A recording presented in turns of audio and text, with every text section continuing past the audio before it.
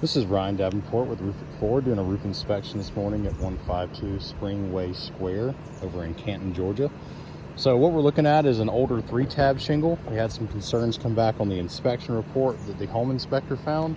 Just going to kind of walk you around the roof, let you know what I'm seeing, what concerns I have, and give you a little up-close visual of what those are. So overall, as far as condition of the roof, I would say it's in average to poor shape, especially for its age. I think we're looking at around 2007 on the build on this thing, so we're looking at about 14 years old.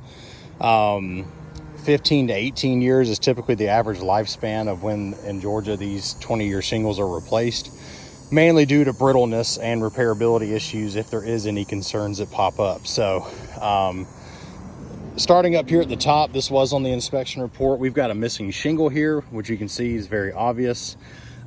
This entire ridge vent area has been done very improperly. So we have way too much exposure of the shingle. When I say exposure, we can see way too much of the tab. This is supposed to be overlapped down to here, okay?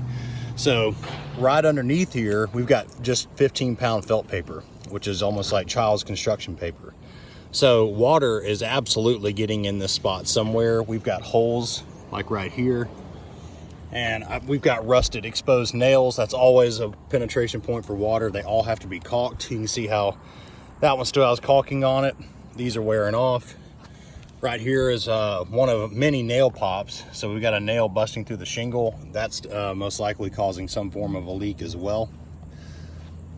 So any of the little markings I put on the roof, which aren't many, is just sidewalk chalk. So this will wash off in the rain. So this is just another nail pop. This is just where when they installed the roof, most likely the guns may not have been calibrated quite well. They may not have driven the nails in deep enough, and they do just tend to back out over time, and then it punches through the shingle. Got another one here. And we've got a pretty good one sticking out here in the valley. This is a big collection area. A lot of water's coming down through this way, so that's getting activity very, very often when it rains, and is going to be letting in some water as well. Outside of that, we have some chipped shingles, a couple nip and breaks there. I mean, there's definitely a lot of just sloppy workmanship on the roof. You can see here on the end, they didn't run the shingles all the way to the end of the rake. This valley was cut and snaked down through there. My main concern with all of these individual tabs needing to be replaced is the repairability.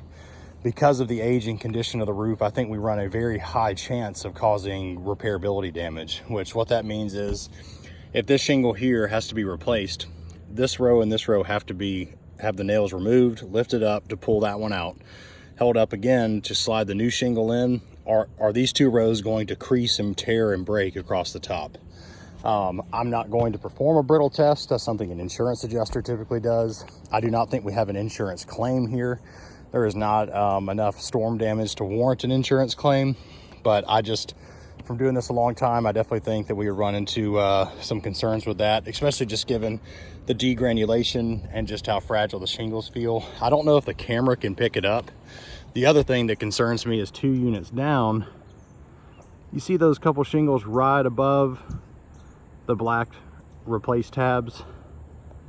Right here, you can see on those shingles there, the tearing from when they made their repair, and all these are around the same age.